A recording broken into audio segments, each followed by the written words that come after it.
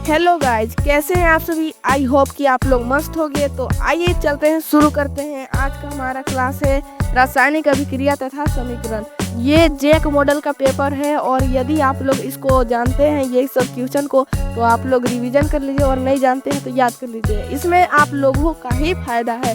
तो चलिए शुरू करते हैं। जल्दी जल्दी देख लीजिए, क्या है कि आप लोगों का मैं ज़्यादा समय नहीं लूँगा।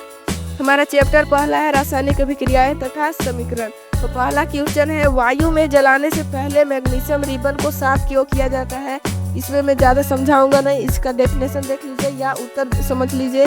मैग्नीशियम एक सक्रिय धातु है जो यह वायुमंडलीय ऑक्सीजन से अभिक्रिया कर धात्विक ऑक्साइड बनाती है, जो इसकी सतह पर जमा हो जाती है और इस परत को हटाने के लिए ही मैग्नीशियम रिबन को साफ किया जाता है ताकि दहन ठीक प्रकार से हो सके। दूसरा क्वेश्चन है, संयोजन अभिक्रिया क्या है। ऐसी अभिक्रिया जिसमें दो या दो से अधिक अभिकारक मिलकर एकल उत्पाद बनाता है उसे हम संयुक्त अभिक्रियाएं कहते हैं।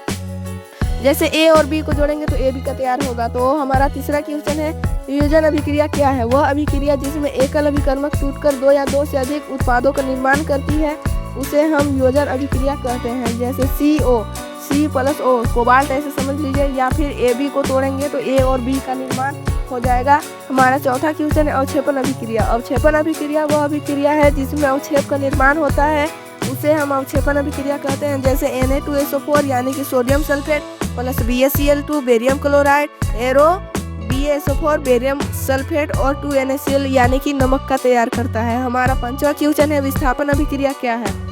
वह अभिक्रिया जिसमें अधिक अभिक्रियाशील धातु कम क्रियाशील धातु को उसके यौगिक में से विस्थापित कर दे उसे हम विस्थापन अभिक्रिया कहते हैं। जैसे Fe यानी ferrous plus CuSO4 copper sulphate, arrow के बाद हो जाएगा बनाएगा FeSO4 यानी फेरस सल्फेट प्लस Cu। हमारा छठा क्वेश्चन है, द्विविस्थापन अभिक्रिया क्या है। ऐसी अभिक्रिया जिनमें अभिकारकों के बीच आयनों का आदान प्रदान होता है उसे हम द्विविस्थापन अभिक्रियाएं कहते हैं। जैसे Na2SO4 यानी कि sodium sulphate plus BaCl2 barium chloride, arrow BaSO4 barium sulphate plus 2NaCl यानी कि नमक तैयार करता है। हमारा आठवां क्वेश्चन है, जब लोहे के कील को कॉपर सल्फेट के विलयन में डुबोया जाता है तो विलयन का रंग परिवर्तित क्यों हो जाता है। तो ये सामान्य क्वेश्चन है, इसका उत्तर है जब लोहे के कील को कॉपर सल्फेट के विलयन में डुबोया जाता है तो विलयन का रंग परिवर्तित हो जाता है। यह लोहे तथा कॉपर सल्फेट के बीच होने वाले विस्थापन अभिक्रिया के कारण होता है और यह हम जानते हैं कि आयरन कॉपर से अधिक अभिक्रियाशील तत्व है। इसका उदाहरण यह है कि Fe प्लस CuSO4 यानी ferrous plus copper sulphate, arrow के बाद FeSO4 यानी कि फेरस सल्फेट प्लस Cu यानी कि कॉपर।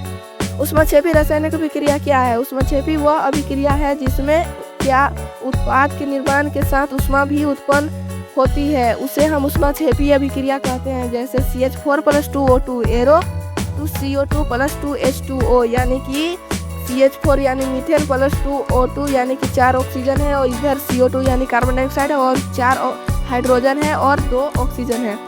10 नंबर क्वेश्चन है, ऊष्माशोषी अभिक्रिया क्या है। ऊष्माशोषी अभिक्रिया वैसी अभिक्रिया है जिसमें उत्पाद ऊष्मा के अवशोषण के बाद निर्माण होता है, इसको हम ऊष्माशोषी अभिक्रिया कहते हैं। जैसे 2AgBr यानी कि सिल्वर ब्रोमाइड हो जाएगा और एरो के बाद हो जाएगा 2Ag plus Br। Copper sulphate का रंग हम आपको जानकारी के लिए बता देते हैं, नीला होता है और आयरन सल्फेट का रंग हरा होता है।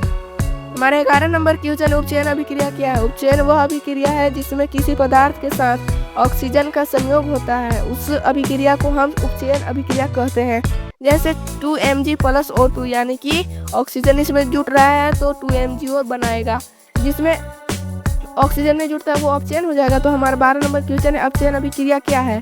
अपचयन वह अभिक्रिया है जिसमें ऑक्सीजन का कमी होती है, उसे हम अपचयन अभिक्रिया कहते हैं। जैसे ZnO प्लस CO यानी कि जिंक के पास ऑक्सीजन है तो ये C के पास चल जाए यानी कोबाल्ट हो जाएगा या कार्बन ऑक्साइड बोल सकते हैं आप।